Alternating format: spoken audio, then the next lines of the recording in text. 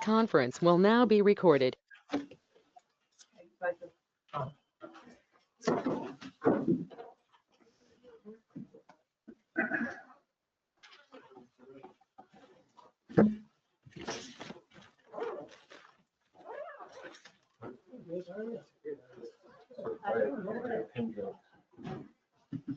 You're a snowflake.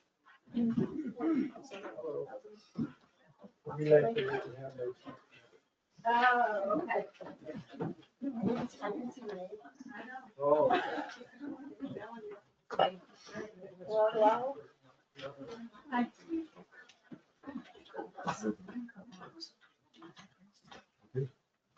Okay. Thanks for coming. Please stand for the pledge. Pledge allegiance to the flag of the United States of America, and to the republic for which it stands, one nation, under God, indivisible, with liberty and justice for all.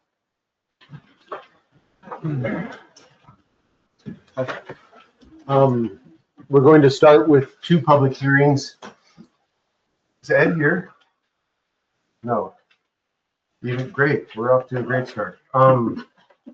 The first is about has a lot to do with Ed. The first annual public hearing is about special water district assessments at the ski center, and I was hoping Ed would be here to explain them, but he could be working on water business right now. So, Dawn or Darren, would you like to explain this to the public and the new board members and the old board members? I don't remember it, I'm sorry. So as far as what I know it is because part of the water district number 2 runs across state land, we have to have a public hearing on it every year because it's assessed at a different rate than the rest of the town because it's a special water district that runs onto state land to supply Whiteface Mountain. It does supply the rest of the town also, but it runs through state land. And we have to do this just as a formality every year because it runs across their property to make sure that there's no issues with that process. Thank you. Well, you are the public, so this is your chance to be heard about this special water district. In my 4 years on the board, I don't think anyone has said anything during this time, but I'll give 10 or 20 seconds if anyone wants to say anything.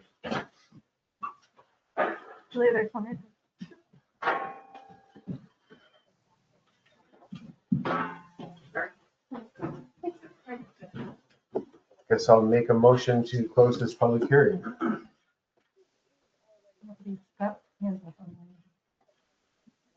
Dawn, for the next public hearing, do we need to read anything? Or we already read it, You right? read it the So- last one, so I okay. think you're okay. Okay. It's just a continuation. Second. Discussion. All in favor? Aye. Okay, the next public hearing is on local law number 1, 2026. Due to the advice of council at the end of the last public hearing on this local law, we left it open so people could submit additional written comments if they wanted to, and or speak at this meeting about this topic. I believe we have not received any additional written comments. Would anyone like to speak about local law 1 of 2026? I should remind everyone that this is a public hearing. It's not a dialogue. It's not for the public to ask questions. It's for the board to listen to what the public has to say.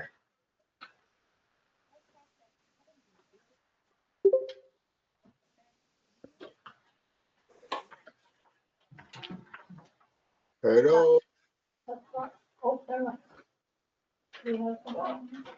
Yeah, Carl. He's not muted, is he? Or is he? Carl, we heard you. Hello. Can you hear us, Carl?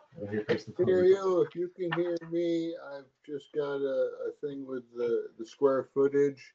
The original reason that we put in 5,000 square feet was specifically to thwart the development of dollar stores. And as far as I'm concerned, the real reason we did all this has not changed. Therefore, I submit that we should do that. If you take a look at that list of goodies that I sent down that I measured back in the day when we started this, you'll see that 7,000 square foot interior space is okay for dollar stores. So I'll leave it at that. Thanks, folks. Thank you. Thank you. Did you already said? Yes, Yes. for the public, he has written in and he said similar comment to what he wrote in his email to the board, which is he would like to see the square foot limitation lowered for new retail developments. I agree. Thank you. Michelle? I know it's not question time, but I just want clarification. I see that there's zoning resolutions in here. Were those part of the public hearing? The No. original ones, these are something different? Well, it's now you're tempting me into answering questions. Well, I'm sorry, I All want to know if that's part of the public thing for me to discuss or not. No. That's for later in the agenda. Not in this public hearing. Because I have comments on that when we get to it. If we add more laws, we'd have to have more public hearings. Okay.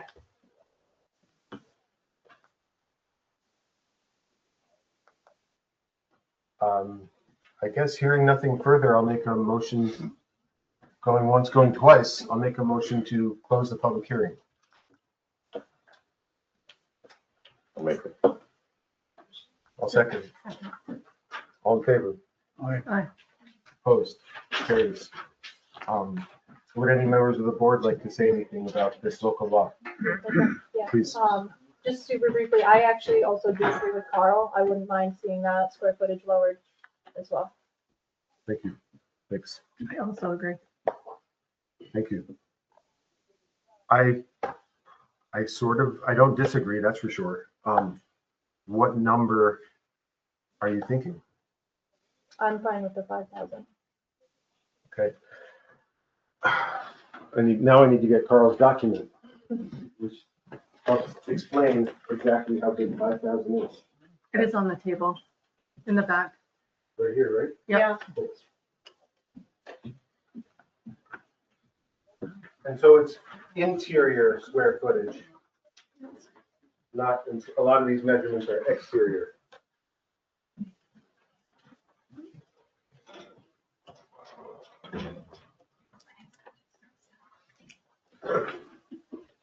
The one thing that gives me pause is if we lower the number too much, we're running the risk that that becomes a material change and we have to go through the process again. Possibly wait the 30 days for county review and have a public hearing. And How can you tell if it's a material change besides that? well, ultimately it would be a court if someone wanted to challenge it. I think it's up to the board's judgment. And then if a member of the public challenges that judgment, it would be up to the court. Please. So this has been on your agenda for many years, Tim, and I agree with most of this. As you've said, we've been this long trying to get it passed through. And the main purpose of trying to get this through was to stop major retail chains from coming in here with box stores. My personal opinion is it's rote. We've had public hearings, everything else. Pass it through. We are going to be doing a whole zoning code revamp in the next few years, but the purpose of this was, and you've said it multiple times, to stop that from happening. So my personal feeling is we should pass this through. When we rewrite the zoning code, if there's changes that want to be done, then we can relook at numbers and figures. But this gets something on the books, which is the main purpose of this law. Randy? I agree with Darren, definitely. I think if it's an issue, if I can jump in, I think if it's an issue of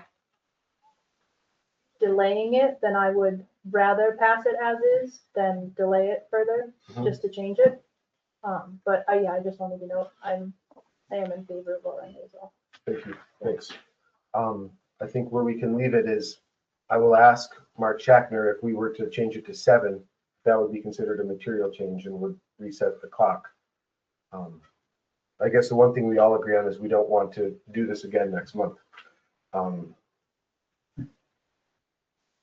Okay, with that, I guess we'll get into the regular agenda of the meeting.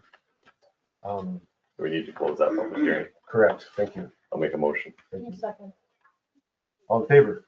Aye. Opposed? Carries. Thank you. I wonder if we should let John and Lou talk now so that they can leave if they would like to. How does the rest of the board feel about that? I'll go first. You can come up here if you want, No. or stand up. Nope. Heads up, the meeting started at 7. Oh, He just texted me, shucks. so. But I have a couple things. Just so you know, our tandem W9 is back. The rear end's fixed. Our broom tractor is all fixed and back too. A couple other things is, I don't know if everybody's aware, but we have a salt shortage again this year. So getting salt now, I haven't had any salt delivered in like 3 weeks. So we're rationing out on the state roads and stuff, what we're doing. So I'll keep you updated on that when I find more information out about that. And then also, I didn't know if you guys knew too that down by Hazelton Lumber, there's a huge ice jam down there. That may be a problem in the next month or so. So just to be aware, I've contacted Essex County Emergency Services. They also know too. I've seen ice jams down there in like, March or April, but never around Christmas. And it's been there since Christmas. So it may cause some big problems. So. Do you have a recommendation about how to? We'll just keep our eye on it and see where it goes. It may just go right through, but with all this cold weather, I don't see that happening, so. Not anytime soon. No. It's not going anywhere. Yeah. So. But, and then I saw on the agenda too, something about the speed limit sign on Hardy Road. Yes. You want to talk about that now too, or? This is, Randy's taking the lead on this, so it's it's up to you, really. Fine with me. I just think 45 is too high of a speed limit on that road. Yeah. With the 2 bike parking lots. Yeah. People, are riding bikes on that road a lot and crossing the road to get from one side to the other and from one parking lot to the other and whatnot. And it's a narrow road. There's no place for anyone that's even walking on that road to get out of cars' ways and stuff like that. I just think it's an accident looking for a place to happen, really. So you guys I tried printing them off today, but my printer wouldn't work. To change speed limits, it's a lengthy process. And New York State DOT has the authority to do that. Mhm. So we don't have a say in it at all. They'll actually send an engineer up to assess it. And I think the last 2 or 3 speed limits we tried changing ended up, took 3 years. And it didn't, actually, they left them at the same. So we have tried on that road before. Yes. I'm pretty sure, Lou, and That is- maybe twice, and both times we were Rejected. returned down. So not saying that things haven't changed because of more bike traffic and stuff like that, but the odds of us being successful on that, considering we've been turned down twice, are probably not that positive. No, we'll wait till somebody gets run over or whatever, then. That's maybe what they will. want I usually. know. Yeah, Yeah, so I can print out the process and stuff, and you guys can proceed with that if you want to. Well, how does the rest of the? Yeah. I will just mention, I have been reviewing, Randy, Roy, and Faber's files, and I did see in Randy's files attempts to lower the speed limit on Springfield Road. And I mean, I think the town initiated that process and ultimately it was successful by 5 miles an hour. I'm well aware that there's a lot of mind-boggling amount of bureaucratic rigmarole to any of this, but if the town initiates the process, Yep. that's if we want to. Yeah, so I think you guys make a resolution to start that Well- process. Do we know the last time they tried to change the speed limit on Hardy? No, I don't remember. they never have. I Yes, we did. I can't remember. It was probably, It was way back. it was probably when Randy was in office, Yeah. And they wouldn't even think about it for us. because they base it on not just traffic, the amount of accidents and things and the amount of houses and things like that on the road. Amount of houses has gone up True. and it's going up some more in That's true the too. near future. So is the amount of traffic. Mhm. Is this one of the things we used to get petitions for, Derek? Actually, the town board just has to do it. Maybe- Yeah, but doesn't a petition make the state look at it a little closer? I don't think so. It didn't bother on Bonneville and stuff. It didn't make any difference. No, the town board makes a resolution to look into it, and then you have to talk to the county DPW director. And then he has to be in support of it, and then it goes to the mayor, the state DOT. I don't think there's a town road or a county road in Wilmington that should be over 40 myself. I agree.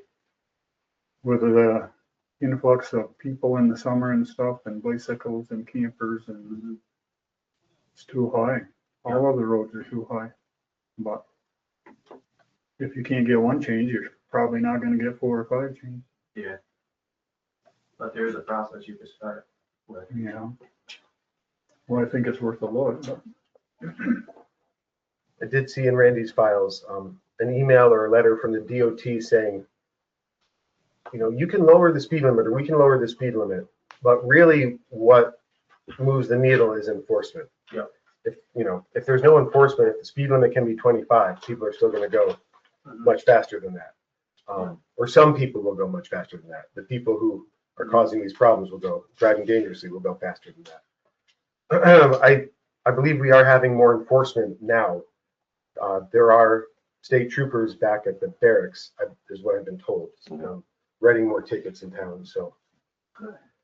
Well, you were on the board, I think, a few years ago when they had the speed strips on Bonneville Road, and there was recorded speeds on Bonneville Road of up to like 93 Yeah. miles an hour. I told myself. But it still didn't make any difference. And basically, they put that to enforcement the same way.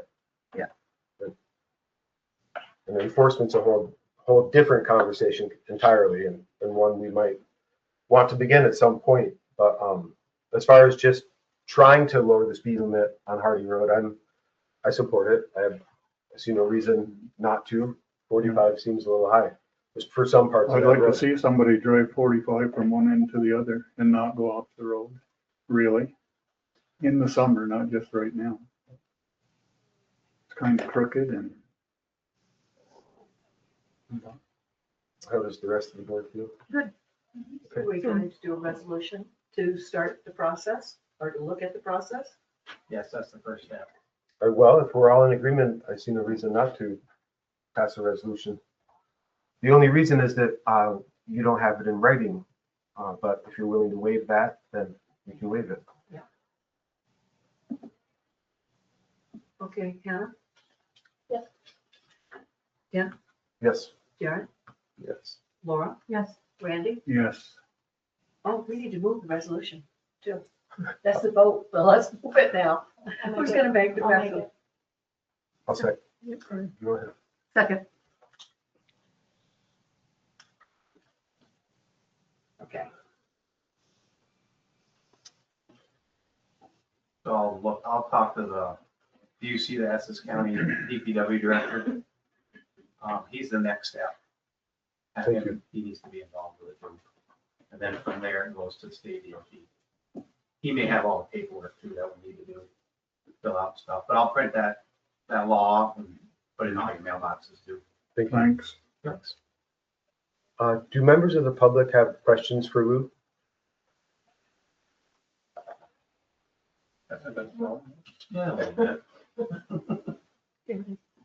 I just have one suggestion to add to the paperwork is if you can figure out or determine the number of people that are biking there 3 or 4 years ago compared to the people that are biking there now, in terms of showing the increase in traffic, not just vehicle traffic, but biking traffic, as we all know Hardy's a big one there. So I think that would help in terms of showing that there's a need to decrease.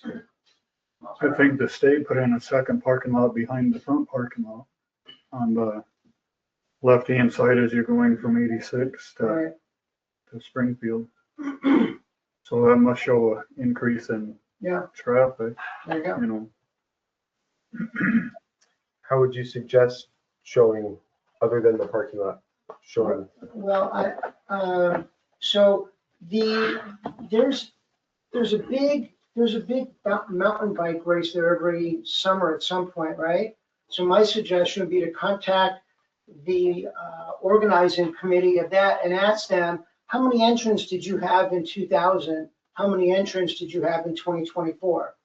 If it's an increase of, which wouldn't surprise me, 50 to 75%, that's going to show a very large increase in the traffic on Hardy during that time frame. Good idea, thank you. You're welcome. Nancy? Just wanted to say it's beyond me why Quaker Mountain would be 40 miles per hour. When a car is going up and one is coming down, you have to almost get in the ditch to get by each other. So why would, is this the county that does this? No, Or the the state. Yeah, State state does it? DOT. I don't know why anyone would think that 40 miles per hour would be safe. It's a question for them, we can't answer that. I know. I just Put on your request thing. gotta talk to somebody in Albany. Can we put in to change more than one at a time? I don't know. That's something to ask when you talk to that guy out in town. But that being said, I mean, I don't think there's a huge speeding problem necessarily, We got a couple. not like Hardy Road. No. Or I'm Springfield. not trying to compare it to Harder Road. I'm just saying it just for anyone to select that number, that Correct. speed for that area is kind of nuts. Apparently they haven't been up here, whoever the state delegates that job to or whatever. Maybe they just look at a computer and say, yeah, 10 houses, there go, Right. who knows? Pat, please. You also have the new subdivision on Hardy Road and there'll be construction vehicles and stuff there. Thanks. Well, I'm good. That's it for me. okay. John, would you like to give us a report? Sure. I don't have too much. We've just been plowing a lot, sidewalks, been taking care of the rink. It's been pretty busy. Nicole got the number from Steve for the locksmith that the town of Jay used. He's coming Wednesday to check out all the locks here and see about changing them and feeding them all alike. Just normal stuff. Yeah, I've received more than one request to change the locks throughout the town hall. They haven't been changed in 15 years, and a lot of people have had those keys in 15 years. So that was one of the first things people asked me to look into or try to accomplish. So We'll be here Wednesday. Everything, very game plan. I have a question. Who, is it you or the Owasso Club that does the little path at the Pavilion Beach area, like towards the, We try to open it up for Okay. people who walk dogs. When Yeah. they go out now. it's great. Thank you. Yeah, you're welcome. members of the public or members of the board, do you have questions for John? I didn't, go ahead. Any information on the streetlights? I mean, who owns them or who's responsible? I don't know, kind of convoluted, you know. Well, I think Owasso Club owns them. I mean, they own the land that they're on. They do. Yes. Are they just gonna let them fall down Power on goes to the people? provider on that. We essentially harvest, I don't know if it's responsible, is the right word, but the power for them comes from them. Randy, because you're interested in this topic, I'll give you the information I have. And if you want to reach out to some people and try to make some progress Oh, on yeah, this, that I would think be it great. would be a good idea. Yes, I'm not shirking it. It just keeps getting put on the back burner for the As past time goes week. by, the lights look worse and worse to me anyway. And there's a couple that are just dangling there. I mean, summer's coming, hopefully. And there's a lot of people that walk down through there and stuff, and I would really hate to see somebody getting knocked on the head by something like that. I'll give you the information I have, and Okay, hopefully we thanks. can put it on the agenda for either the work session or the next monthly meeting. All right, thank you. Thank you. Thank you.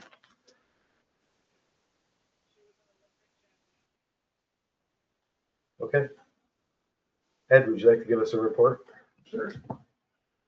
So we had general controls out at the end of last month. We got the VFD replaced at Whiteface, so we're running on all pumps there again finally. We plowed on the water department pickup truck. The last snowstorm we had broke. We were able to limp it out of the garage and cobble it back together. We can probably limp it through this winter, but we should definitely look into replacing it for next winter. It's on the third truck, so we have got our money's worth out of it.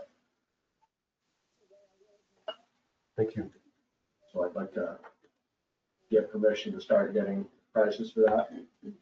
So I know that'll be over my spending limit. Does anyone object to that? I think permission is granted. Thank you.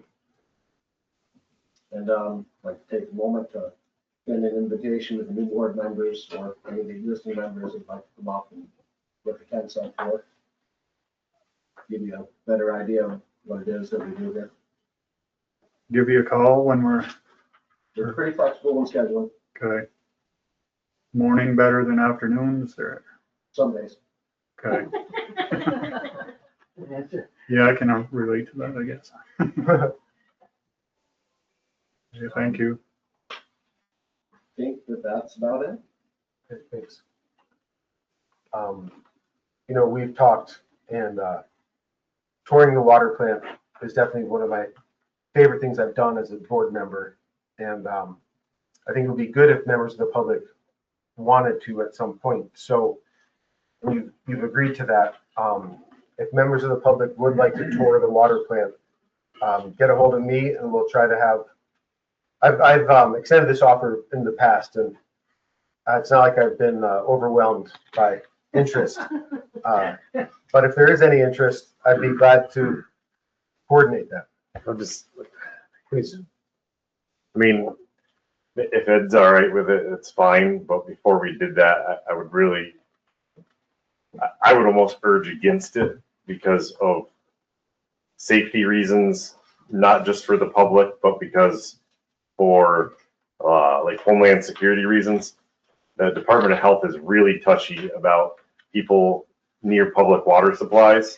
And I would just want Ed to reach out to the Department of Health to make sure they had no problems with outside people coming in before that happened. Fair enough. We'll do that. The last time we went down this road, no one responded. So don't worry about contacting the Department of Health yet. Was it in the winter? I don't remember what time of year it was. Do any members of the public or board have questions for Ed? Thank you. Sure, I'll ask a question. We've updated some of the water rates and stuff last year. The ones that haven't got updated recently, and I know prices have skyrocketed as far as materials for taps and things like that. Ed, I've reached out, I'm waiting to get the quote on So- the latest cost so I can submit that to you guys. so when you get us that, we'll look into that because that's the one thing that I know we're lagging behind in, both because of meter prices and copper and brass are skyrocketed, so. Yeah, I touched base with them last Tuesday, and I'm waiting to hear back, so I'm gonna give you guys quotes on what things cost to put in now. Thank you.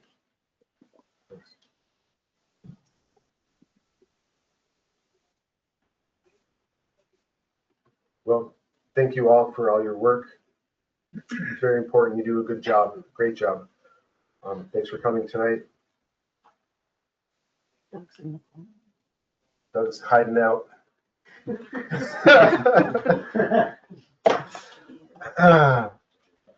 Doug, would you like to give the town board a report in the town? Anything you want to say, it doesn't have to be. The last meeting, you asked for information regarding the fees. Yes. Versus my pay. Yes. And it looks like I'm pretty much breaking even at this point. Which is great. That's great. Which is why even though our fees are a little behind inflation, that's not on the agenda for today. If they're covering your salary, then they're probably sufficient for now. Yeah. Anything else? Done. Any members of the board, questions?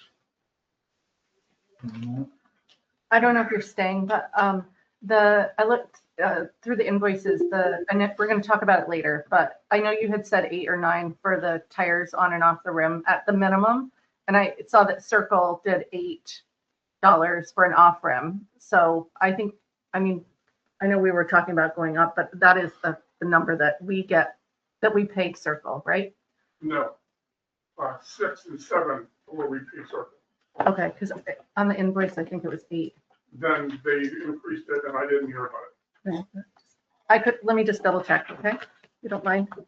Thank you. Members of the public have questions for Doug?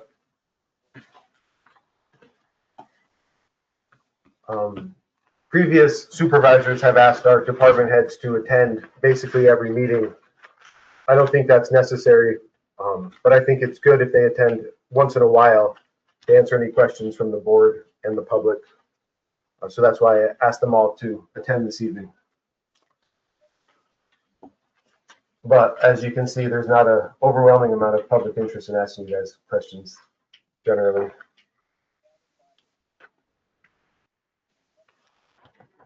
Don't wait on me. I'm trying to think of some questions. Okay.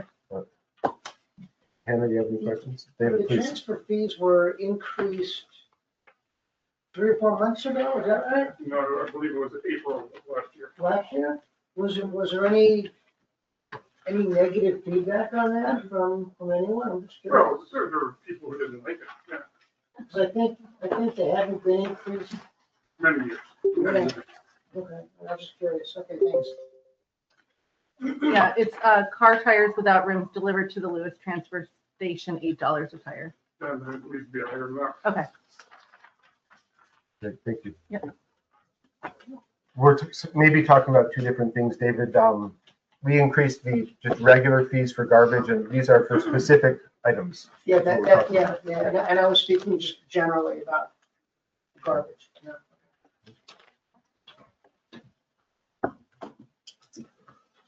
Well, Doug, you do have to stay, but John, you can leave.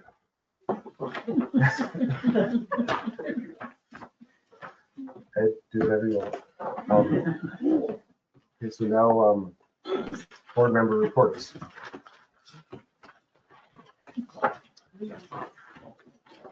And announcements. You want to go first? Sure. We're going to be talking about, I believe later, I did see it on the one agenda that we were sent. I don't see it on here now, but maybe we can have, oh yeah, here it is, number 5.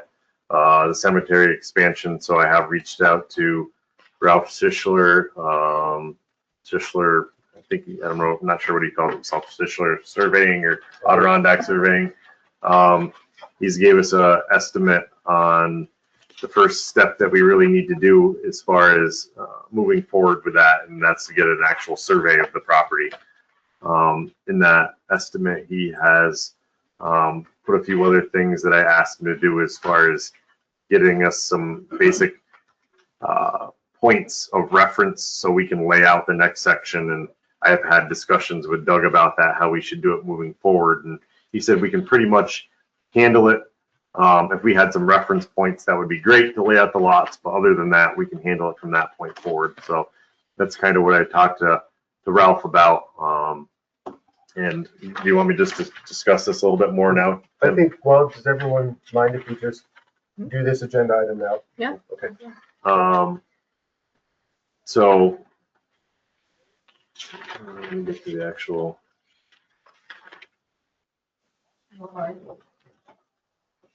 Yeah, he's got it. He's got it. He's got it. I'm just trying to find the actual price in here somewhere because it wasn't. Oh, it was so the survey was going to be somewhere between 1,700 and 2,500 to give some elevations, 9 to 14, and then cemetery layout and some staking.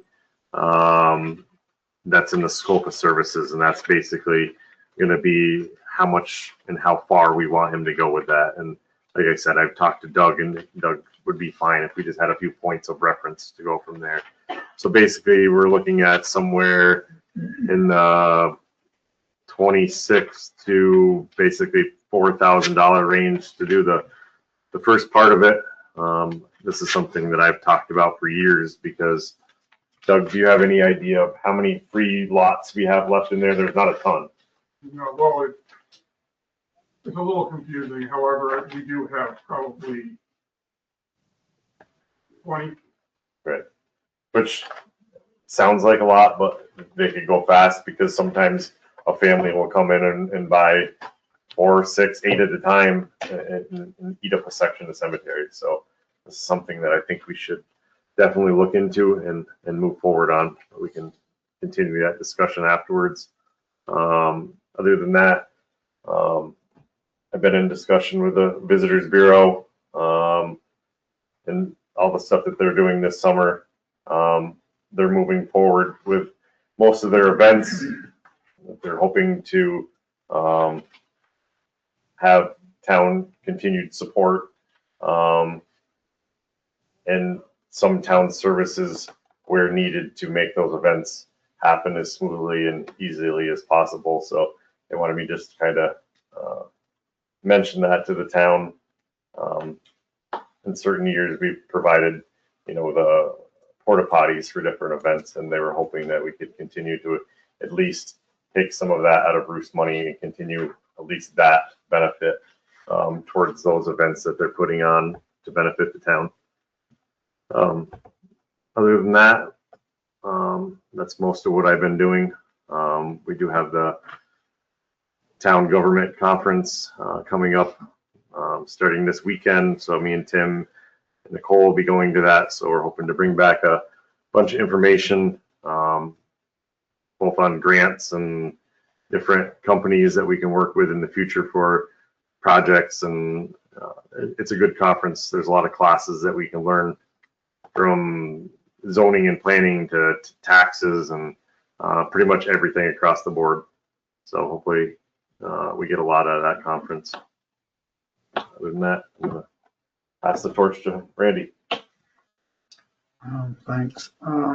Supervisor Follis and I had a good meeting with Adam DeCianis on Thursday, Director of Development, Regional Office of Sustainable Tourism, about getting the town certified as a pro-housing community. This would be very helpful for towns to get access to major funding to include downtown revitalization.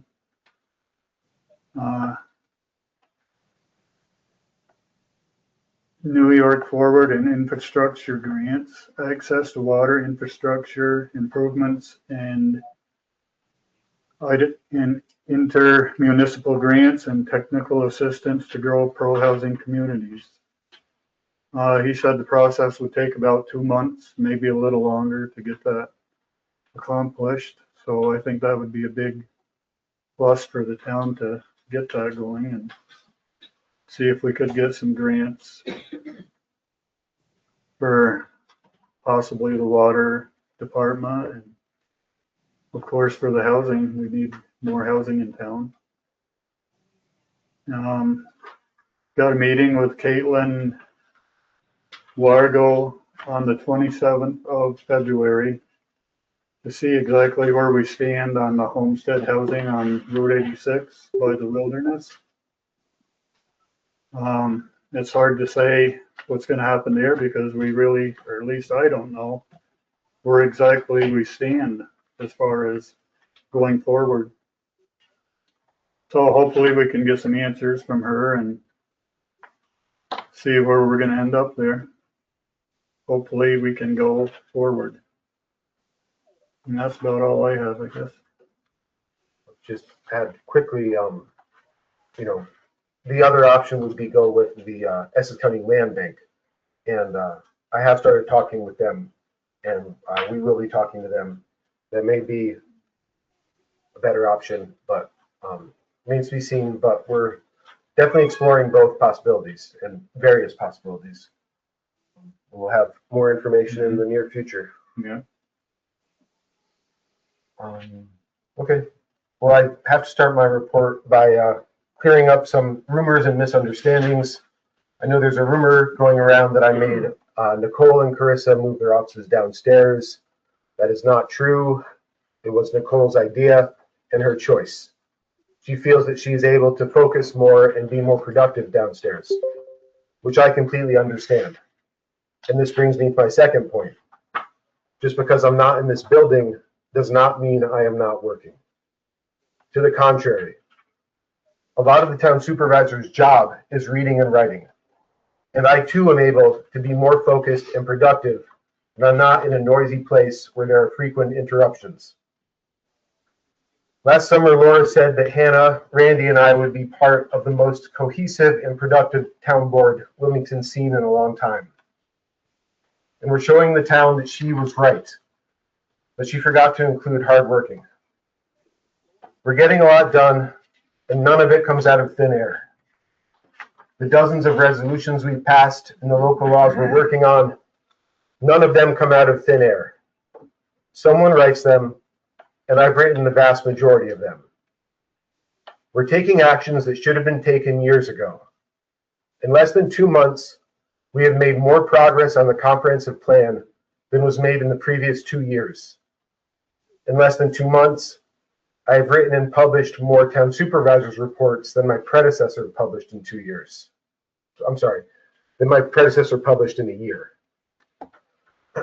In less than 2 months, we've made more progress toward updating and improving the zoning code than the previous boards made in the past 4 years. And I expect you to see more progress on the homestead housing initiative than you saw in the previous 2 years. Just because I'm not in this building does not mean I am not working. Last week, I had an extremely productive meeting with a Wilmington community member about the homestead housing initiative. That meeting did not take place in this building. The same is true of my work in Elizabethtown. I am working hard and making a lot of progress on the things I campaigned on. And a lot of that work does not happen in this building. I don't want to spend my time and your time dispelling rumors, myths, and propaganda. But it's kind of a rule of politics that I have to, at least occasionally. Because whatever anyone else will try to sell you, here's the truth. A lot of this job is politics. And when the lying stops, the debunking will stop. And for the record, I don't want to ban campfires, ban STRs, cancel the fall festival, or prohibit town employees from working for community events. The next time that you hear something kooky or scandalous about my supposed beliefs or behavior, maybe, just maybe, consider the source. On to more interesting and important topics. We had a good work session meeting 2 weeks ago where we talked about disaster preparedness and the town's policy on naming public spaces. I want the public to know that both the town and the fire department keep lists of elderly, at-risk, and vulnerable community members who might need help if there is an extreme weather event, if the power goes out, etc. If you know someone who should be on this list, please let me know.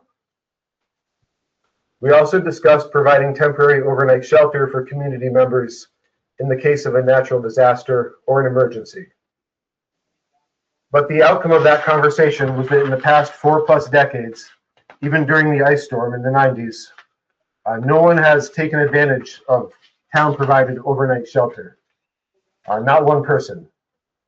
So we're going to stick with the status quo on that.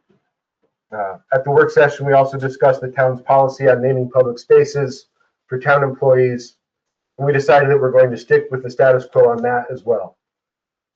I would be glad to strongly consider all requests to name public spaces after former town employees, and the town board will evaluate those requests on a case-by-case basis. I do have good news. Camp Placid, this caused a lot of heat in the community last summer. Camp Placid, which is a summer program run in Lake Placid. And last year they didn't allow Wilmington youth in the Lake Placid School District for the first time. They didn't allow them to attend. This year they will allow kids in the Wilmington school or in the Lake Placid School District to attend. However, it's on a first come, first served basis. So if you want to register your kids, you have to register as soon as that. You really ought to try to register as soon as that becomes available. The downside of it all, they're charging everyone, including Lake Placid residents, North Elba residents, they're charging $100 a week this summer. But the caveat to that is if your family makes less than $125,000, they'll waive that fee. So another good news, the county, Tim Rowland wrote a story about this late last year, and I had a meeting with the county manager yesterday to get more information. The county will be doling out money to the towns for EMS service.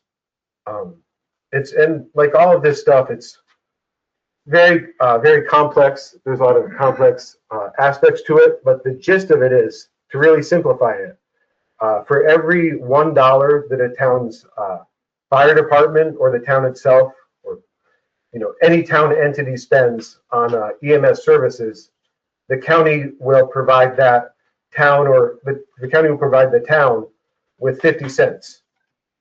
So this should be very helpful for our fire department, the general public, and the taxpayers. I'm not sure if we'll get to the things at the end of the agenda, the discussion items, so I'm just going to roll through them really quickly. As people who have been coming to these meetings for the past couple of years know, we've been down an assessor or two assessors for a long time. It pays $6,000. The open position pays approximately $6,000. And I've kind of been suggesting, and I'm going to say it outright tonight, that we should raise those wages, because we are going to need to raise those wages, I believe, if we're going to get anyone to take the job. And then it's fair to the two people who have been, one of these people it's been approximately a year, I believe, he was on his own doing the job of 3 people. And then for the past approximately 6 months, 2 people have been doing the jobs of 3 people. So I think it's fair and necessary to raise those wages. Towns do assessments, or their board of assessors, they do it very differently throughout the county and throughout the state. Some towns just have one person who works, on a part or full-time basis. But Wilmington has stuck with a more old-fashioned way of doing it, which is we have 3 elected assessors. And there are several towns in Essex County that also have stuck with having 3 elected assessors. Schroon Lake, which is one of the towns in the county that's really similar to Wilmington population-wise, they pay their assessors quite a bit more than we do.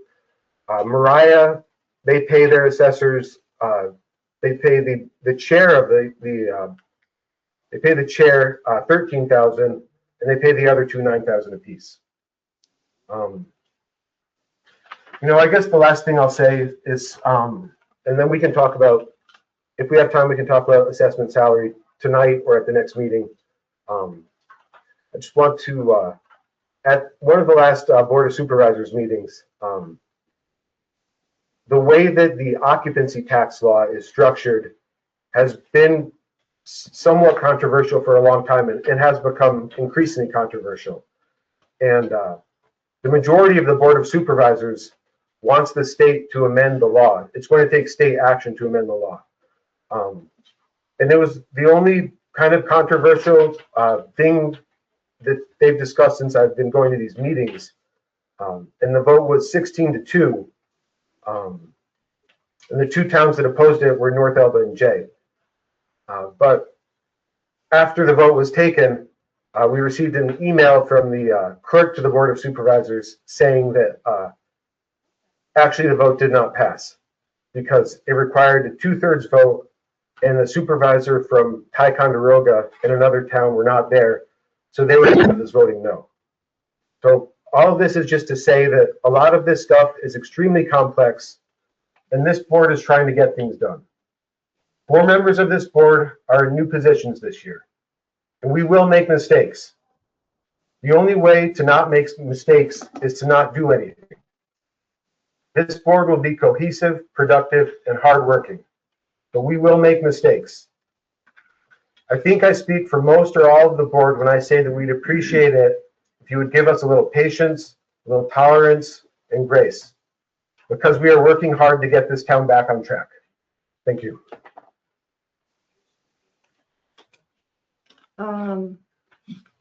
So I went to the zoning and planning board meetings last Tuesday on the 3rd, and that was good.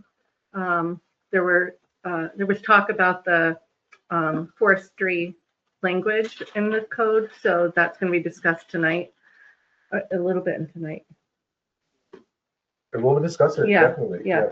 And then on the 5th, we had the handbook meeting with the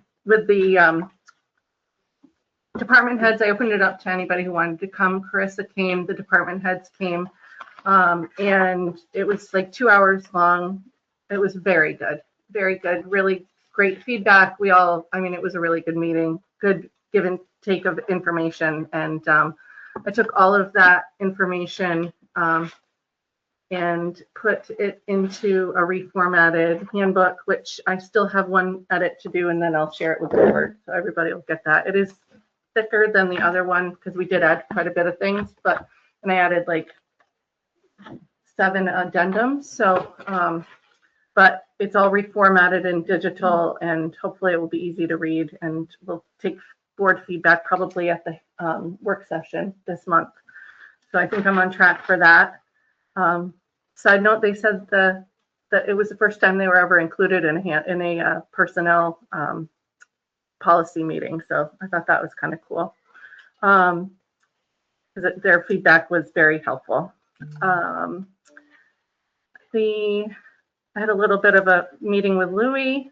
Tim and I did. We met with Louie after the meeting. The website should be up to date. I created and added a new calendar link at the top of the webpage, which you can access. And if you click on the links, it has the calendar, and then it has all of the events, including the court, and then the court dates, anything that's going on for the month, and then it will be updated as available, as information is made available to me. And then I went through some other documents with Tim. So other than that, I think that's about it for my report. That's it? That's all you've done? Yep. The big thing I've been working on is the comprehensive plan committee. We've had 2 really great sessions so far, and I want to thank everyone who's jumped in on that. I think we've already made some great progress. I can wait until later. I have a few suggestions for next steps. Great. Yes, it's been really good. I'll make this motion on the board member assignments resolution. Is there a second? I'll make it. Thanks. I'll second it. For the public, all of the resolutions should be on the table. So if you're interested in following along as we discuss these things, you should be able to.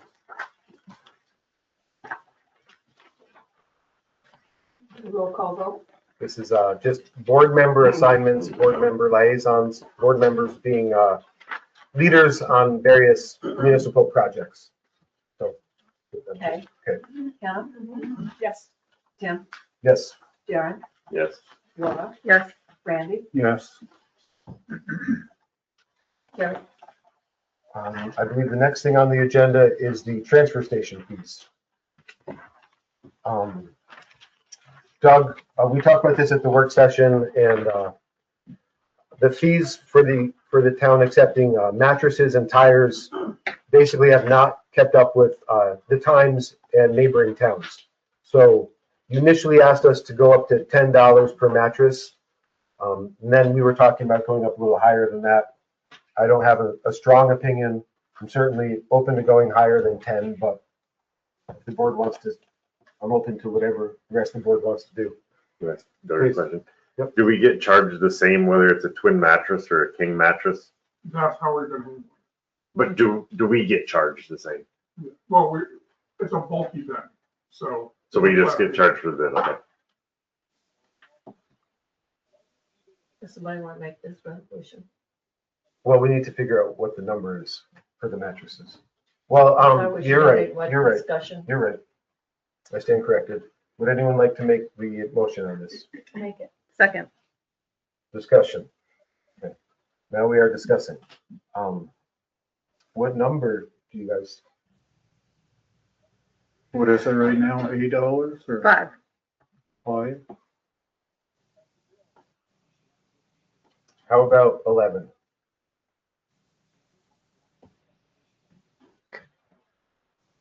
And I was thinking more like 10 for twin and full and like 15 for queen and king. I had the same thought. I just didn't want to make it more complex, but I do think that makes sense. What do you think? Okay. 10 for, Twin and full. 15 for Queen and king. tires off rim. What are they now, Doug? 6, And you had suggested we go up to, at least 8, but now we know we're being charged more than that, or it's being charged 8, so it should be 10 and 11 minimum. okay. 11 and 12. I like even numbers, 10 and 11. 10 and 12. That's 10 even. and 12. Half and half. 12.50. I mean, we also, or somebody said that a shop is like $10 to dispose of your tires. I mean, we should at least be at that. So yeah, I'm good with that. Doug, you also mentioned like larger tires, right? Oh, yeah, tractor trailer tires, currently, I believe it's 15 and 20, well, it probably got increased through. I don't have any of those receipts in there. It's just the Yeah, two. well, we don't see it very often. Okay. That's the issue with that. It should be increased at least to 2025, respectively, Thank you. judging by how they're upping the fees. If we want to take tractor trailer tires, but we don't see them very often. Thank you. Do you have a recommendation or a reason why we should or shouldn't take them? I don't see a reason not to take them, but, Yeah, there's no reason not to take. okay. You said 20 and 25 on and off and on the rim? Yes, Is that for tractor tires too, Doug? only tractor. Really, Tractor, but not like off-road tractors, say like a backhoe or a loader. We don't take them at all, we correct? don't generally take those. Well, that's what I'm asking. So there's clarification that when somebody says Yeah. tractor, they know it's tractor trailer, not tractor tires. Yes. Do we want that added to the resolution, that we don't accept tractor tires? Tractor farm tires or whatever, Off-road equipment tires. off-road? You want that added? Sure. Then what are we gonna do, 20 or 25? Well, I think it's 20 on the rim. 25. 20 off. 20, that's right.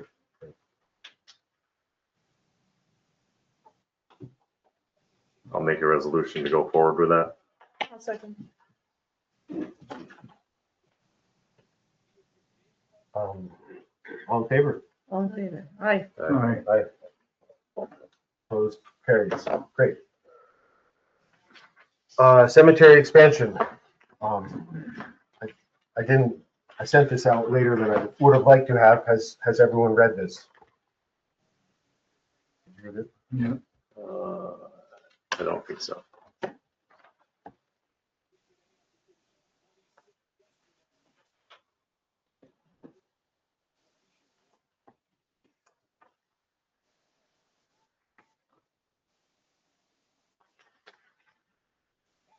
Yeah, that's fine. Great. Great. Is there a motion on this resolution? Thank you. Is there a second? A second. Second. Thank you. Discussion, just for the public, this is basically appointing Darren to lead the efforts to expand Hazelton Cemetery. As he said, he's been bringing this up now for several years at least, and I think would be the best person to spearhead this effort. So, and that's the resolution just says that in more esoteric language. Roll call vote. And you did put it now then. Oh, I'm sorry. You're right. Thank you. Do you have a suggestion on that? No, it's this. I understand, but I'm just looking at this.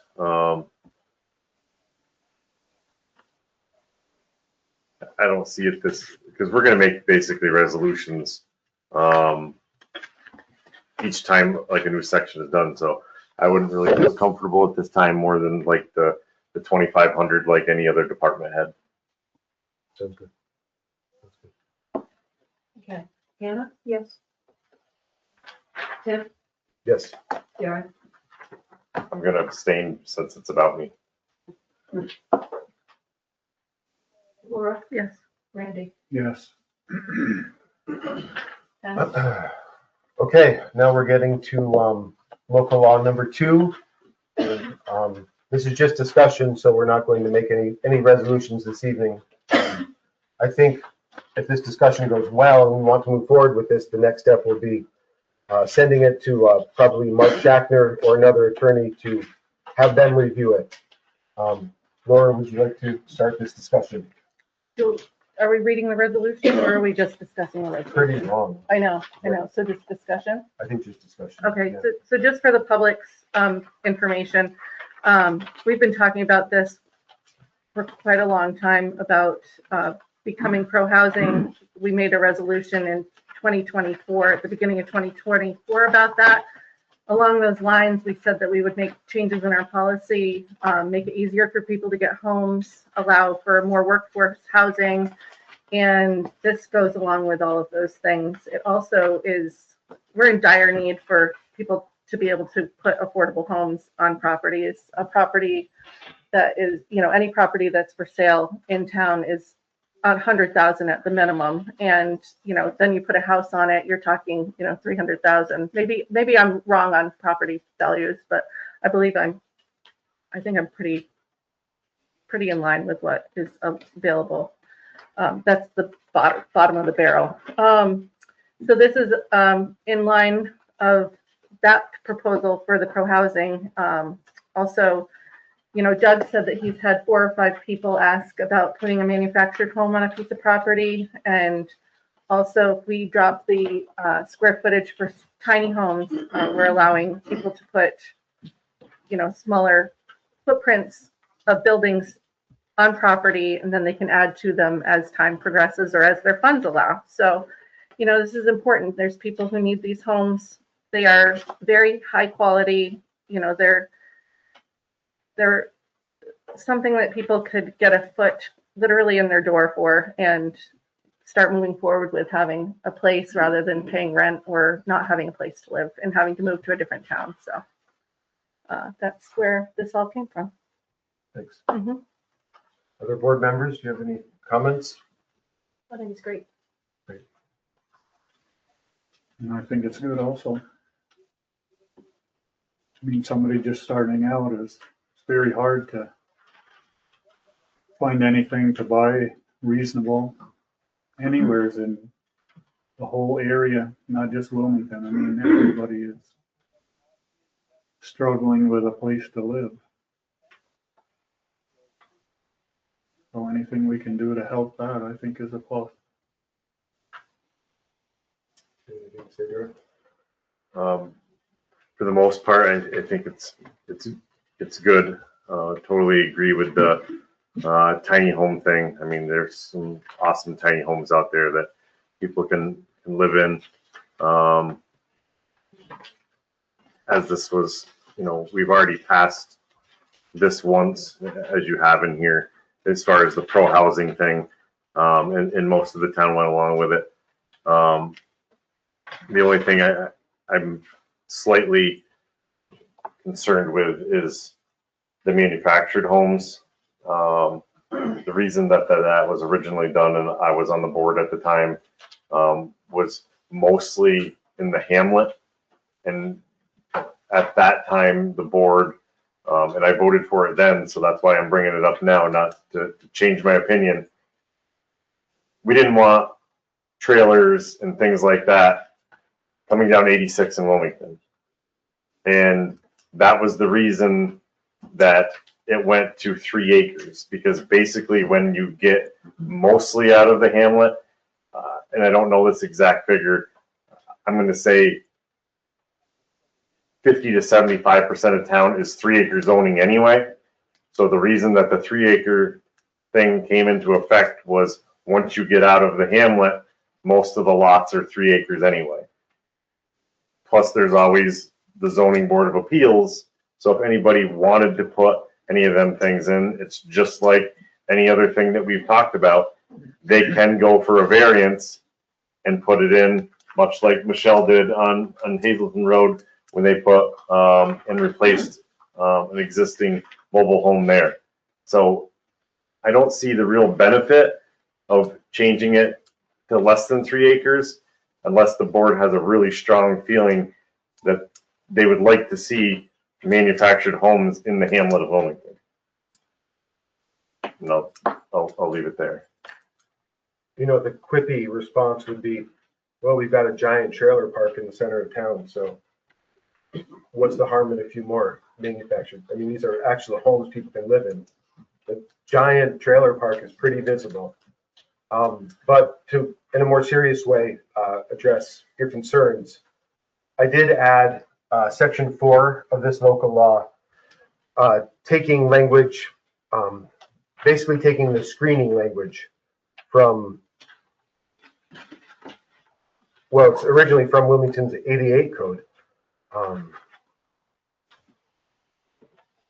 to give the planning board a little more discretion, or kind of urge the planning board to require more screening, because I did hear that there would be people who would be concerned about these amendments because for the reasons you kind of suggest, basically.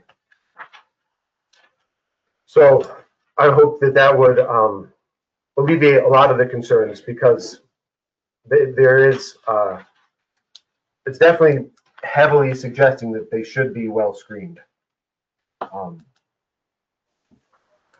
As far as, yes, they can get a variance, definitely true.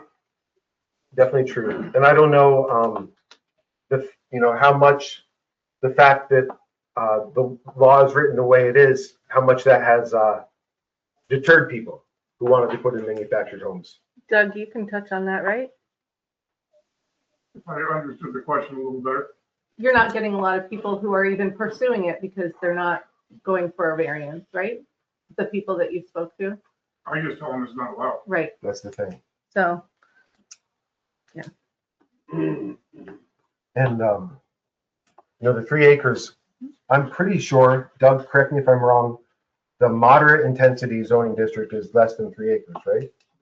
There's one, right? And so that's a lot of the town too. I mean, I agree with Laura. And I hope that the screening requirements, we can add to the screening requirements if people think that they're not sufficient. I would hope that the screening requirements would at least help to alleviate the issues some people might have, but I'm definitely open to making them stronger and more stringent. I'm going to be very blunt here. I live in a double wide. It's on a basement. I know quite a few people in this room that have double wide homes, that have manufactured homes, who have had equity in double wide or single wide or manufactured homes. You know, there are plenty of stick-built buildings in town, in the hamlet, that are not exactly visibly attractive. So, you know, to come at it from a stigma side of things and to be dismissive of a home that is somewhere where you can lay your head at night, I think it's kind of snobbish. And, you know, I've had my house for 21 years and I have had, knock on wood, very little problems with it. So I think this is a reasonable thing, and I couldn't, sorry. Okay. Another thing that I put in as I was writing this, you know, Laura wrote the first draft and then I wrote the second and third drafts. I added section 6 so that, you know, these are not ancient trailer homes. They're at least, if they're going to use this to site this manufactured home in Wilmington, it has to be at least somewhat recent. And I'm flexible on all this. I'd be willing to go to a more recent year than 2010 if people think that that is too far in the past. But so I'm trying to, you know, address the concerns that I hear and foresee. And I'm willing to do more to address them. Please. What I said was not to put down anybody's home or anything, but it seems like at times this board, and I'm sorry to say it this way, it's like what fits you. You don't want to look at the KOA because it's trailers. You don't want to look at the storage unit because of the way it looks. We're passing all these laws now that says visually and material impact property values and neighbors, but yet we're allowing something that has been determined decreases towns' values in areas where there's a ton of these homes.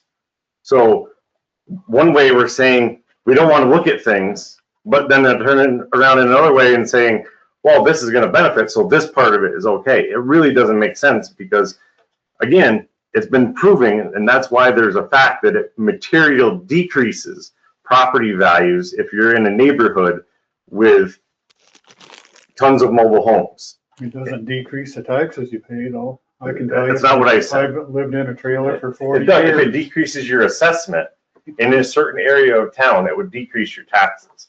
If we were to build, just a second, if we were to build one house and then had 10 house trailers put around it, your assessment in that area of town is not going to be the same as if there was 10 brand new single family homes. It's a proven fact. I'm not going up. Well, what kind of language, you know, I think that these new manufactured homes, and I think I would believe everyone in this room would agree that these new manufactured homes are much more attractive than the KOA and the storage warehouses. But the other side of the coin is we're just trying to add screening for commercial developments, and we're willing to add screening for these manufactured homes if that's what if people feel that that's important. I'm certainly willing to go along with it. How about a house that doesn't really fit into the neighborhood? Should there be screening on that, or what? Talking about one across from me that is 37 feet high or whatever. You're kind of Is there proving going my to be point. some houses around or some trees around that house, or just going to have to look at that thing I think Randy's point is it doesn't necessarily have to be a mobile home to be, you know. out of visibly- place? Yeah. Yeah, kind of. Right, but exactly. So we're requiring it for mobile homes, but we're not requiring it for other ones. Again, now you're saying we're segregating homes, but now you are segregating mobile homes because you're saying they look great, but we want screening, but we're not requiring it for any other home. No, the original suggestion was that we take out the 3 acre minimum. That was the original suggestion from the planning board, from Doug, except he had said, make them less than, you know, no older than 5 years old. That was what was originally said. This additional language came down the road. I disagree with I think We've I've said heard my for piece. years from both you and Tim, this is what the zoning board of appeals is for. We can get a variance, you can get a variance, you can get a variance. And it's like, well, go get a variance So then. you have to own the land to get the You variance? can't speak. Sorry.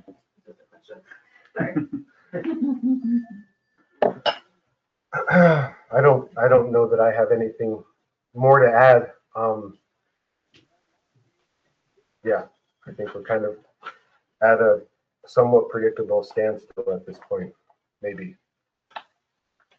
Unfortunate. Yeah, and the only reason I put the screening in was to appeal or alleviate the concerns that the screening is not for my purposes. You know, it's not something I want. I'm pretty neutral on it. I think it's fine. I wouldn't mind one bit if it was gone. The only reason I added that language is to make this more palatable to people who feel as Darren seems to feel, or as the people Darren is speaking for feel. And like I said earlier, I'm willing to go farther to make this more palatable. But that language does nothing for me. I'm just trying to reach out to the other side. The benefit of having somebody in a home or family in a home far surpasses what your assessment for the town is. And there's no better benefit to this town than putting people in homes. And that is the purpose of this pro-housing initiative. And this is one way for us to move forward and actually work with the community who are not making gajillions of dollars and can afford $500,000 homes or $300,000 homes. I could never have. So that is the benefit of You could these. stick build a small 500 square foot home for the same money that you can get a manufactured home for. There's plenty of ways to do this. Why would you want to live in a tiny home when you can have a 3-bedroom home for the same price? Laura, You can't necessarily get financing. Exactly. Or find a builder. No, you can't get a loan for a trailer. Of course you can, Michelle.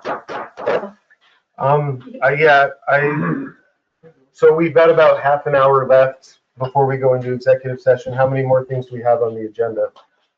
2 things that will probably take a pretty significant amount of discussion. Well, 3 things. So I think at this point, I'm just going to make a motion that Laura or I go forward and present this draft local law to Mark Schachner or a similarly qualified land use attorney. Would anyone like to make that motion? Is there a second? Second. All in favor? Aye. no. Doug, thank you for staying because you can speak to this next agenda item. And this is going to be confusing to the public. It's confusing to me, and I've been aware of it for years. You know, Doug had to explain it to me again just the other day. The gist of it is that there was a mistake. 2 lines were transposed when our zoning code was created.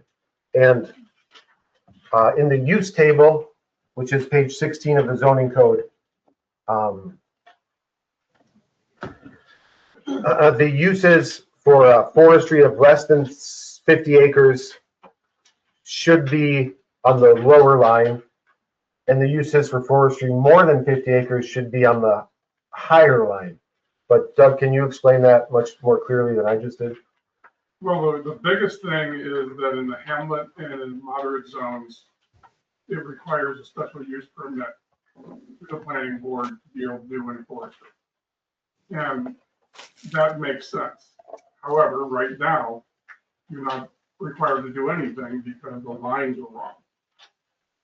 So if you flip the lines, it's going to put it back the way it's supposed to be. And it gives the planning board more power and control over forestry and hamlet and moderate. I have this kind of in writing, just a page of the use table, and I'll pass it around if anyone's interested. I think that'll make it much more clear. Yeah, it's not there was somehow a mistake was made when the code was printed or edited and I think we've known about this for a long time. And, It was during an update. it was during an update. You mean like 2013 or? Correct. I believe that's when it happened. That's right. Yep. So I don't know how long the board as a whole have been aware of it, but I know we've been talking about it for several years at this point.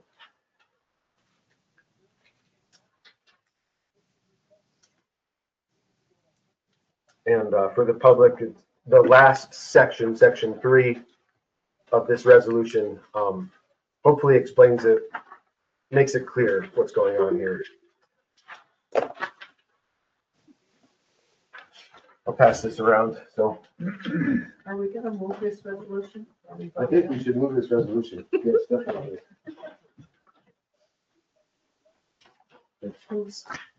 Would anyone like to? I'll make it.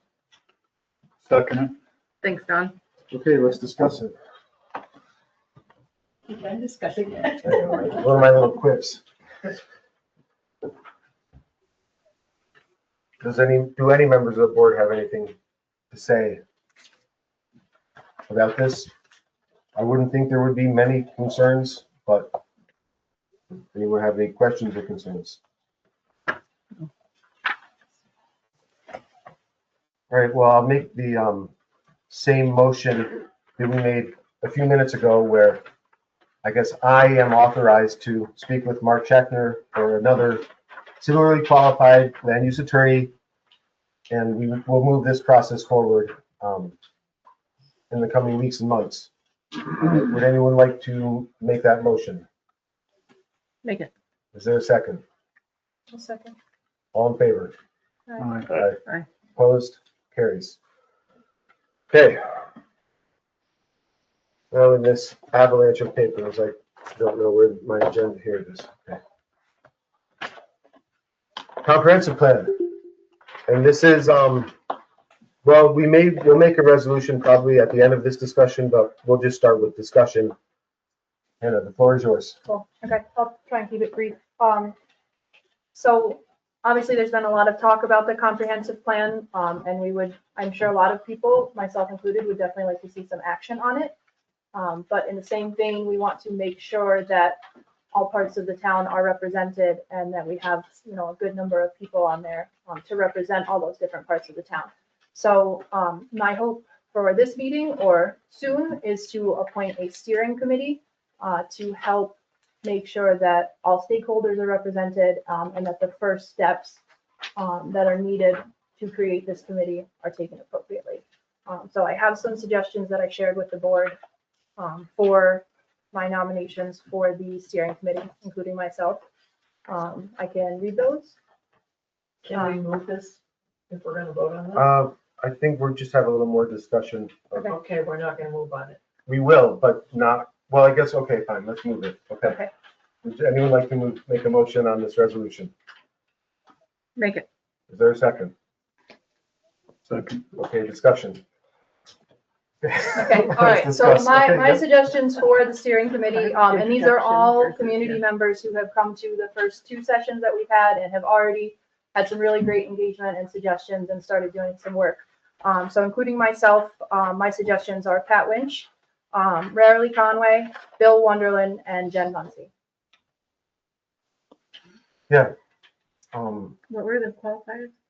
They've been to both meetings. Okay.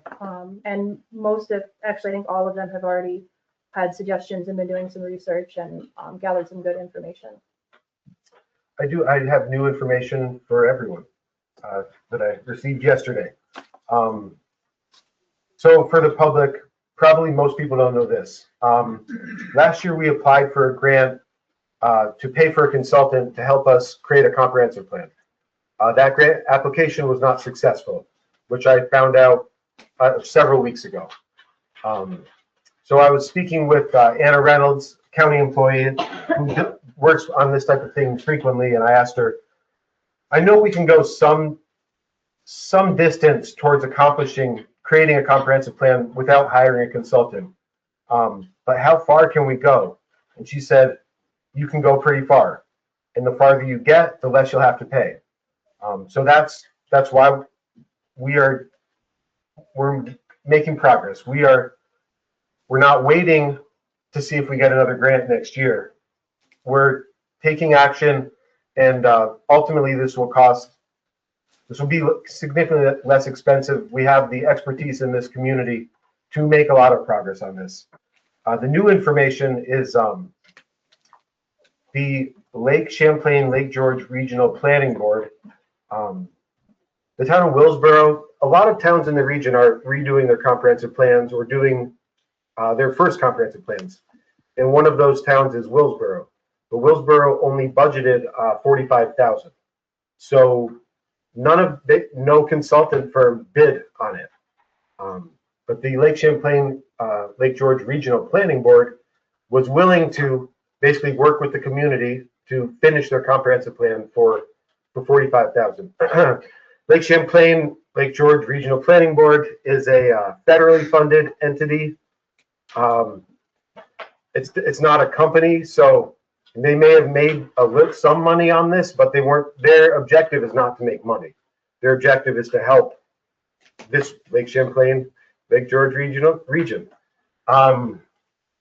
So they have people, and I was given a contact who can help us. At the last meeting, a lot of the discussion surrounded two points, which were, well, can we do this? We don't even have a committee. So this is a way to answer that question. This is not going to be the whole committee. This is going to be the nucleus of a committee. Hopefully we'll appoint the rest of the committee in the next few months. But this is just, okay, we have the core of a committee. You know, you are permitted by the town board to work toward this objective. And then the other question that kept coming up at the last meeting was, okay, we want to make progress. What do we do first? So I was given a contact with this regional planning board who, you know, there's several people who work in this office, and this is their point person on comprehensive plans, and they will tell us what the first things we should do are. The other good news is Scroon, they did a comprehensive plan in 75. Wilmington did a comprehensive plan, no, Scroon 77, Wilmington 75. Scroon just very recently did another round of comprehensive planning, but they classified theirs as comprehensive plan update, and it was only 55 pages, I believe. So again, we're trying to do this in as straightforward of a way as possible. If we can do this without doing 250 pages and can do 60 or 70, that's, I think, the route we should take. That's all I have to say about that. Okay. Thank you. Please. Do we have any requirements of the people that are on these committees? Meaning, do they have to be a voting member of Wilmington? Can they live out of town for 10 months of the year? You know, I thought you might bring that up, and I don't disagree with you. Like, it is a reasonable requirement that they be a registered voter, in my opinion. I think part of my hope is that's something that the steering committee can help One person on the steering committee is not a registered voter, is where this is coming from. copy. Okay. And when I was thinking this, I said, I don't want to be on this committee. I do want to attend many of their meetings, but I don't want to. I have enough on my plate without comprehensive planning. And to be clear about that, as I don't have a problem with people being on a committee. If you own land in Wilmington and you have an interest in Wilmington, you should be able to have a voice. Okay. But before you're taking a leadership role, then I think you should be at least a voting member in Wilmington. I think that's a fair point. So I'm willing to, on a temporary basis, be part of the steering committee, or we can just go forward with the 4 other people. Either way is perfectly fine with me.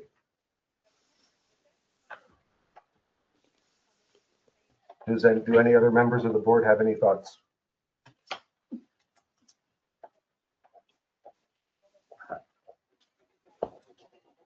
Hello, Pat. I spoke with Carl Page, and she's a grant writer, and she's very interested in being part of this committee. That's great. Well,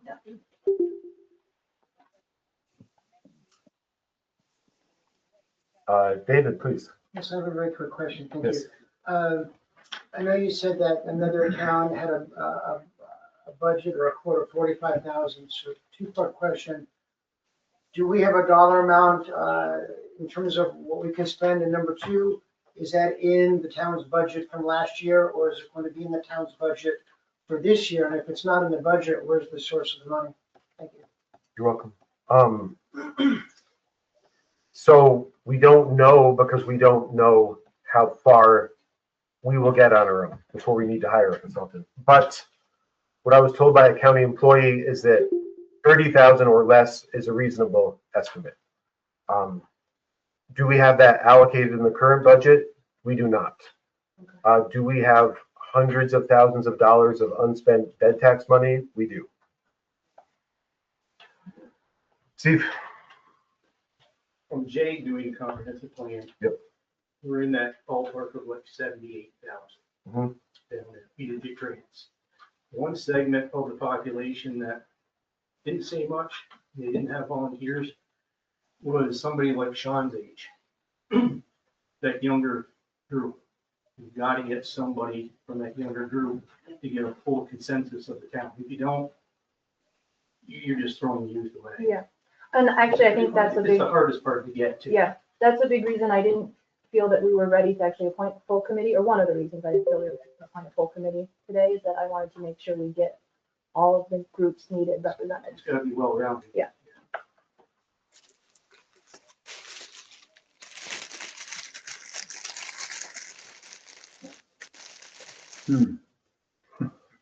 Must be a ghost. Any other discussion? I suppose we should just go forward with the 4 registered voters. I'm good with the 4. Okay. Do you understand? You can tell me later. Okay. So we've made a motion and there was a second on this resolution, I believe. So all in favor? Aye. With the wording registered voters. Oh, well, we're just going to take out the person who's not a registered voter. Okay, Or but we create the steering committee. okay, I'm just saying, even moving forward, if we're gonna appoint people to those positions, I'd like to see it in there, so we're not doing this every time. I will grant that request. Thank you. Comprised of registered voters. No, leave it, and I just will note that mentally and Okay, not, so we're not changing the wording in the resolution. correct. That's right, yes, It's, correct. No, leave the resolution as it is. okay, And there's one person who is not a registered voter, and we'll take that name out later. If that's even what the rest of the board wants to do, we haven't even really resolved that. Does everyone else have any feeling about it? My only thing, if you know, we can talk about it a little more, but I think that the registered voter, I think we can get input, great input from people who are very knowledgeable and experienced, even if they're not registered voters. So I liked what you said about if it's a leadership role, particularly, they have to be a registered voter. That's kind of what I just wanted we're to pointing specify now. that, yeah. Correct, and I already Okay.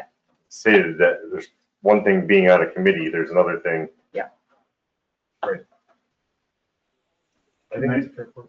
Can they make suggestions at a meeting, whether they're on the committee or not? I mean, We definitely as want, long as they're like a taxpayer in this town. even if they're not a taxpayer, I mean, we want as much open participation. meeting, Yeah. What's that? open meeting law, anybody can, These meetings are a As real long free as for it's- all. Everyone can not a say mess. it. Yep. Well, that being said, I mean, I understand what Randy's getting at, but we don't want necessarily people coming down from Lake Placid making our comprehensive plan.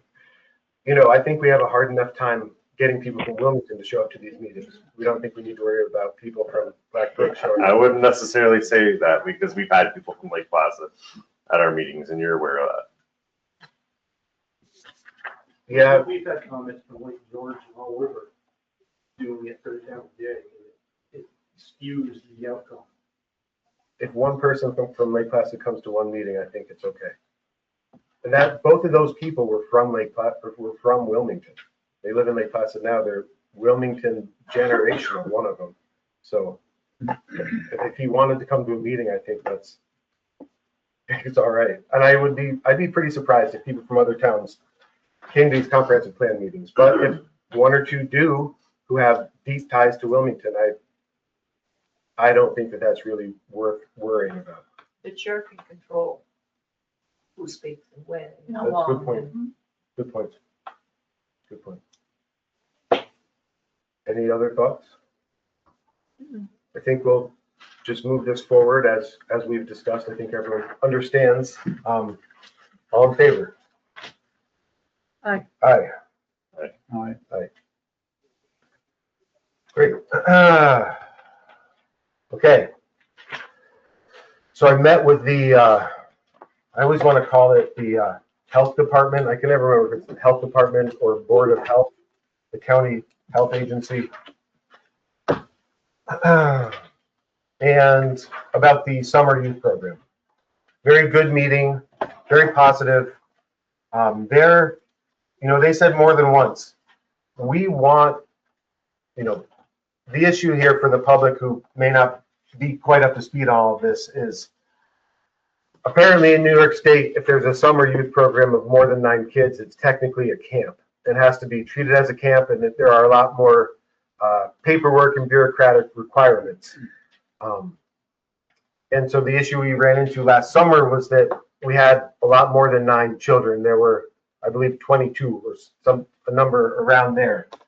And there was, I'll leave it at that. But moving forward, the health department employees were very encouraging, very much. What they said is, we want this to happen. We will work with you to make this happen. We will help you as much as you need to be helped to make this happen. Well, maybe they didn't say we'll help you as much as you need to be helped, but they will help us. They're not trying to put up bureaucratic roadblocks so that it doesn't happen. They're trying to work with towns so that it does. So, I felt like I was in a comedy sketch as they just kept unveiling more forms. This is not all the forms. This is maybe 2/3 of the forms. It seems lighter than it did at the time. That's a lot of forms. So this resolution, and maybe we should have a motion on it at this point. Make it. Is there a second? Second. Great. So Chelsea Sprague, and if this discussion gets too convoluted, it's an appointment, so this discussion, depending on how it goes, maybe shouldn't be in public, but if it goes smoothly, then we can just do this now. Chelsea Sprague is a teacher in Au She was recommended to me by a former leader of our town's youth committee. Chelsea came to our first regular monthly meeting. She's eager, happy to work on this, happy to help the town with this. I believe she's filled out these forms before, so she's not sure if she'll be able to be the director, which we need to have a director. You can't just have like employees and counselors. We need to have a director. She's not sure if she'll be able to be the director, but she's willing to help us get this off the ground, serve as what I'm calling an interim director. And I'll leave it there and hear any comments the rest of the board has.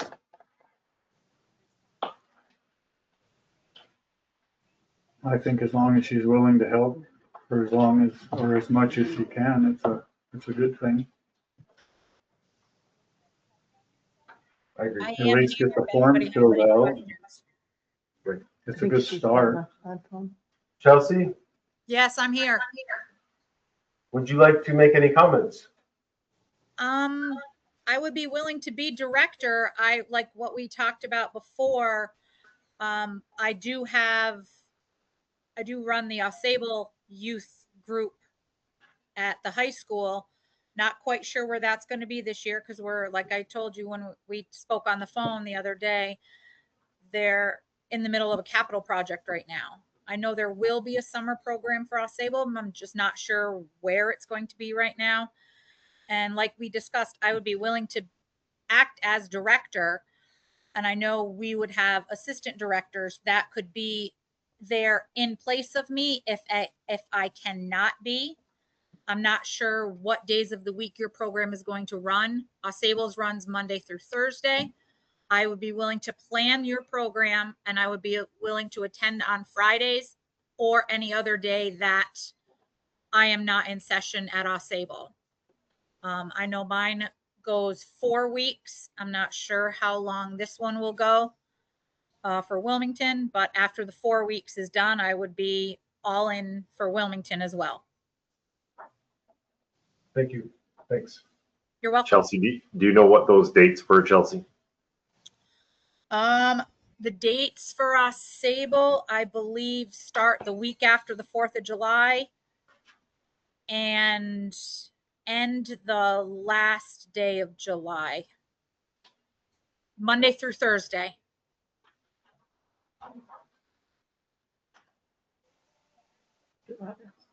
don't have a calendar right in front of me. Board member questions or comments? For the public, this resolution is basically authorizing us to hire Chelsea as the interim director of the summer youth program, and authorizing her to fill out the forms and giving her kind of a deadline to get them back to me, and setting a rate of pay. I think those are the main points in this resolution. I think we should take all the help we can get. Great, great. I suggest 25 an hour. How does the rest of the board feel about that? I think it's reasonable as long as she's happy with it. Great. Yes, she is. Okay. That works for her for now, on an interim basis. Okay, all in favor? Aye. We want a roll call. Right, right. Hannah? Yes. Tim? Yes. Darren? Yes. Laura? Yes. Randy? Yes.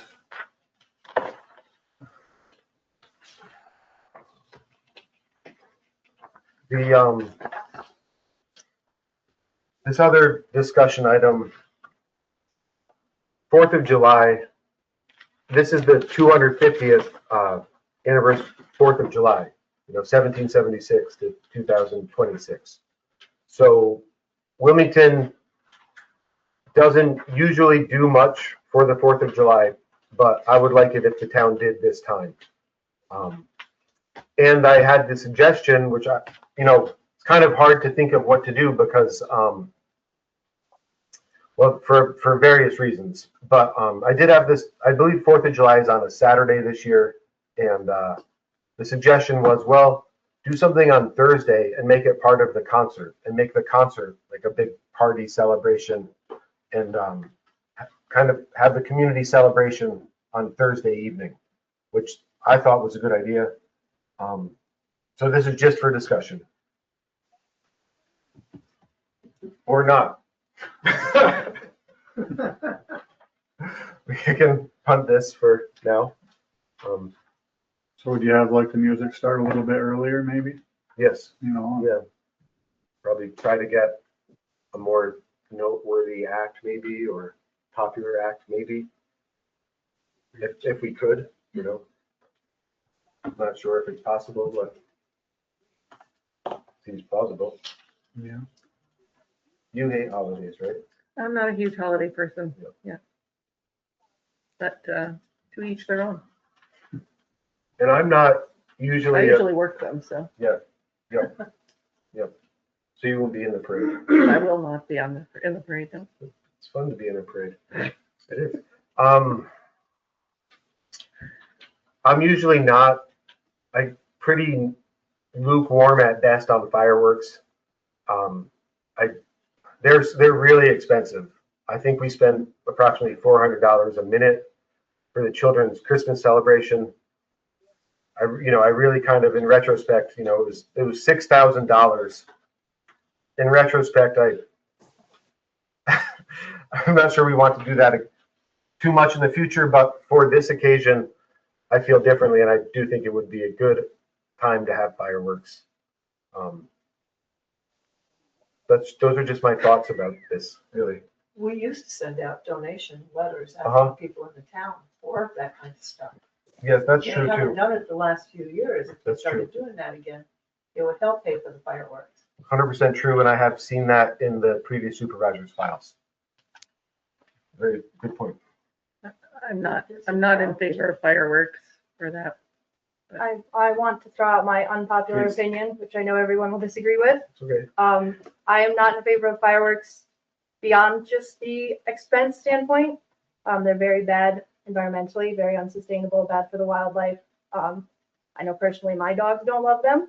I'm sure other people have the same issue. And I know they're not always great for veterans and people with PTSD. So that's my opinion on fireworks.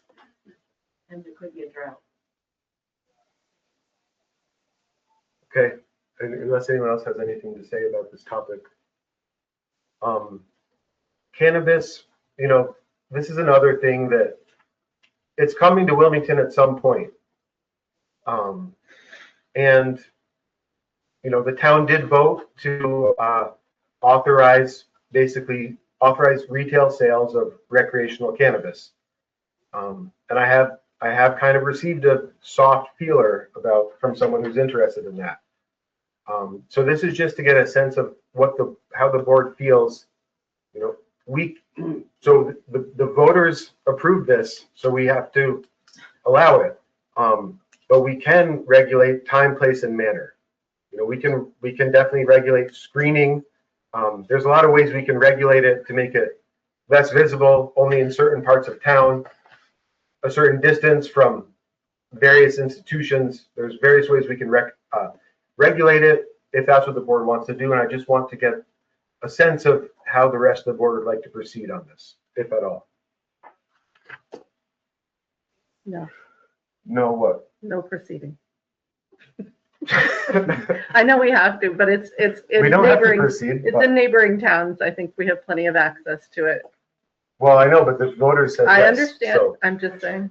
doesn't matter what we think. So we do have to proceed to regulate it. If we want to, or we can just say do whatever you want. It's already going to be regulated to a certain extent, the same way liquor We licenses. can go farther. The regulations Right, are pretty right. weak. No, you can't. But I mean, they can't put it within so many feet of a church. Yes. Can't be, But we could, again, double or triple that number. right. I think we Personally, need to have a further discussion on it. okay. Do you have, so you're in favor of heavy regulations? I think there's plenty of access in neighboring towns. I don't necessarily, I think we should make it as, I don't really have any skin in the game, so I don't know. I wish that the vote hadn't necessarily gone in that direction, but that's just me. Well, I understand. I just said my, Hannah? I think it's another business that could benefit the town. Economically. For me, I compare it to a liquor store. And if, that's something that could bring money into the town, I don't think it's necessarily something negative. If there are suggestions that board members have for more specific regulations, I'm definitely open to hearing them. I don't really think it should be right in the middle of town with a great big pot leaf out front or something like that. If it's, it should be definitely screened or whatever, just so it's not so obvious that that's what it is, like a big joint on the roof or something like that. No, I'm not in favor of that at all, but if somebody wants to operate in a nonchalant way, I guess. Because it is all over no matter what anyway, so it's always gonna be here now. Darren, what do you think?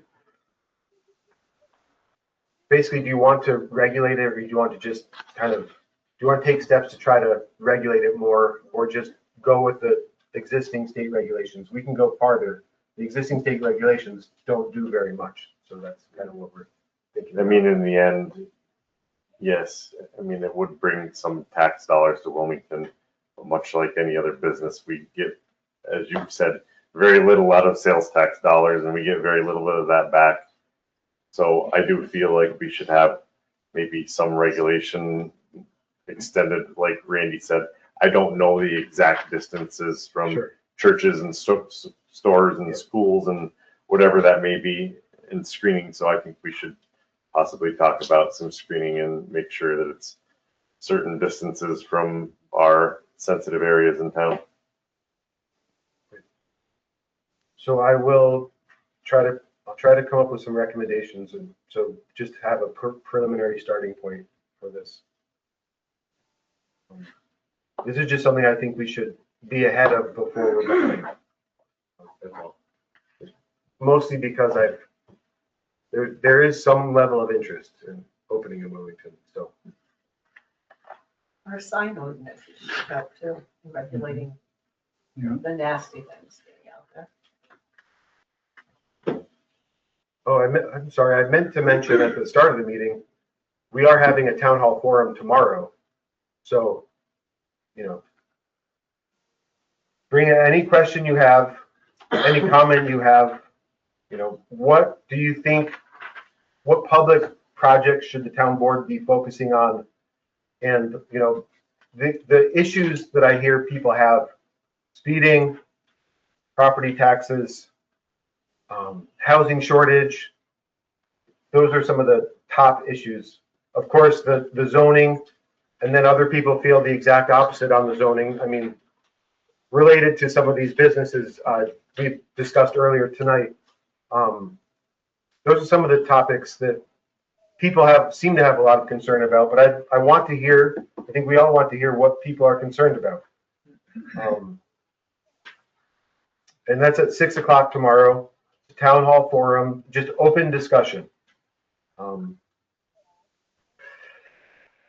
I guess these appointments, everyone has this, right?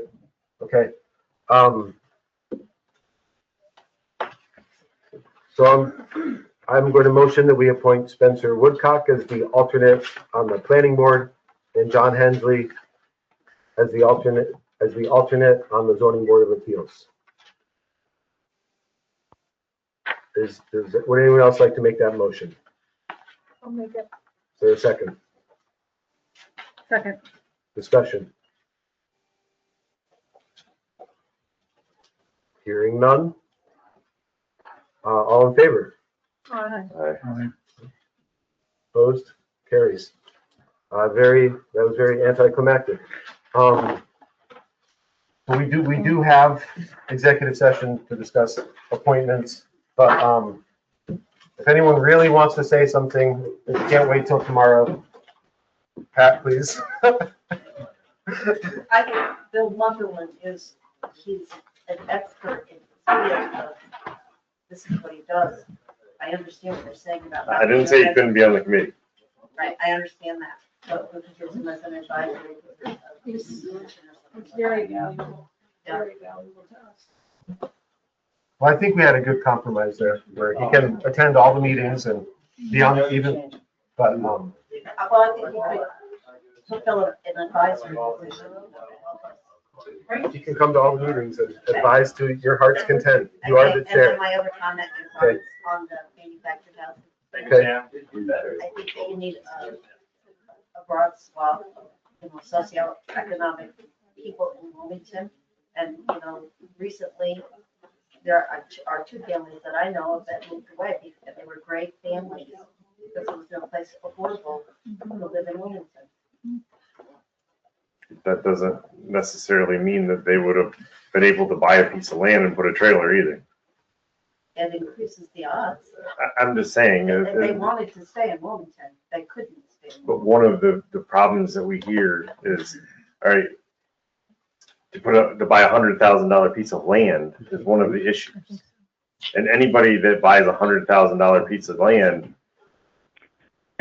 has some opportunity to do other things with that property. That's my comment. I just. Most likely, if they could pay $150,000 for a piece of land, they're gonna be able to build. a more Exactly. expensive home. So that's that brings it to my point, that if you only have an area where you have to have 3 acres of land to put a cheaper home on, then that doesn't make sense, because you've got to buy a big piece of property, and if you can afford the big piece of property, you But do- probably can afford the big house, so where are they supposed to go? This is just discussion. I'm not here to debate with you, but how assessments work, and maybe a lot of the public doesn't know this, is your first acre of assessment is 90% of your assessment. So when you have 1 acre of land, it may be worth $50,000. When you have 3 acres of land, that doesn't mean your property is worth $150,000. It goes down once it has a building right and it's a buildable lot, that gives it most of the value. And if you take at cheaper land, most of the cheaper land is on the outskirts of town anyway, where it is 3 acre assessment. So you might be able to get a 3 acre lot on the outskirts of town for the same price that you can get a ½ acre lot in the hamlet. But a lot of times the assessment doesn't mean anything to the seller. Can I just make a point? So I have absolutely nothing against modular or mobile homes or anything like that, manufactured homes. I own one, my parents live in it. I've lived in them before, I have nothing against them, okay?